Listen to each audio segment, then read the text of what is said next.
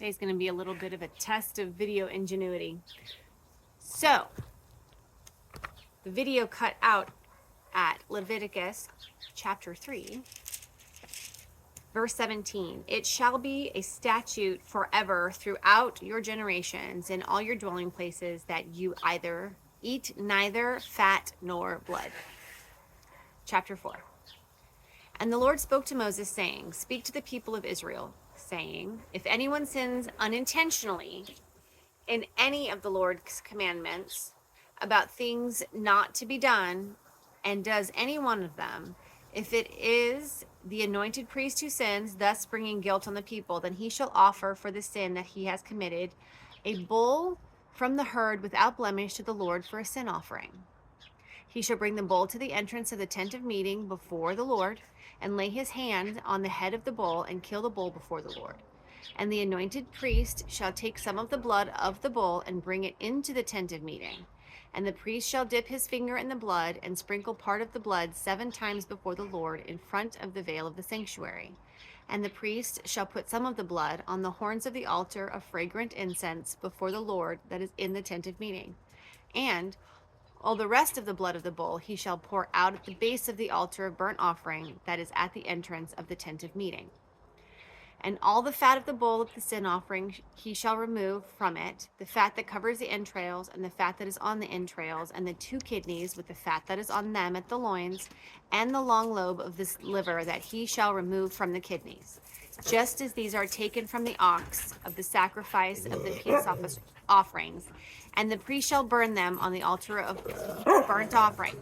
But the skin of the bull and all of its flesh, with its heads and its legs, its entrails and its dung, all the rest of the bull, he shall carry outside the camp to a clean place, to the ash heap, and shall burn it up on a fire of wood. On the ash heap it shall be burned up. If the whole congregation of Israel sins unintentionally, and the thing is hidden from the eyes of the assembly, and they do any one of the things that the Lord's commandments ought not to be done, and they realize their guilt, when the sin which they have committed becomes known, the assembly shall offer a bull from the herd for a sin offering, and bring it in front of the tent of meeting. And the elders of the congregation shall lay their hands on the head of the bull before the Lord, and the bull shall be killed before the Lord. Then the anointed priest shall bring some of the blood of the bull into the tent of meeting, and the priest shall dip his finger in the blood, and sprinkle it 7 times before the Lord in front of the veil. And he shall put some of the blood on the horns of the altar that is in the tent of meeting before the Lord, and the rest of the blood he shall pour out at the base of the altar of burnt offering that is at the entrance of the tent of meeting. And all its fat he shall take from it, and burn on the altar.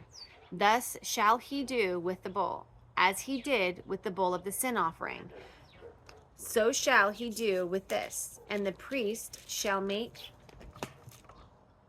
atonement, sometimes having old eyes isn't fun, for them, and they shall be forgiven.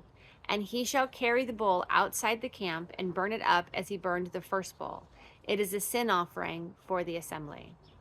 When a leader sins, doing unintentionally any one of the things that by the commandments of the Lord his God ought not to be done, and realizes his guilt, or the sin in which he has committed is made known to him, he shall bring as an offering a goat, a male without blemish, and shall lay his hand on the head of the goat, and kill it in the place where they kill the burnt offering before the Lord. It is a sin offering. Then the priest shall take some of the blood of the sin offering with his finger, and put it on the horns of the altar of burnt offering, and pour out the rest of its blood at the base of the altar of the burnt offering. And all its fat he shall burn on the altar, like the fat of the sacrifice of peace offerings. So the priest shall make atonement for him for his sin, and he shall be forgiven. If any one of the common people sins unintentionally in doing any one of the things by the Lord's commandments ought not to be done, and realizes his guilt, or the sin which he has committed is made known to him, he shall bring for his offering a goat, a female without blemish, for his sin which he has committed.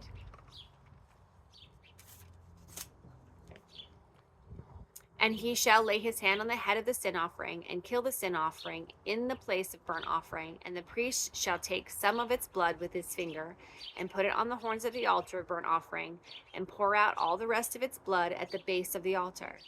And all its fat he shall remove, as the fat is removed from the peace offerings. And the priest shall burn it on the altar for a pleasing aroma to the Lord. And the priest shall make atonement for him, and he shall be forgiven.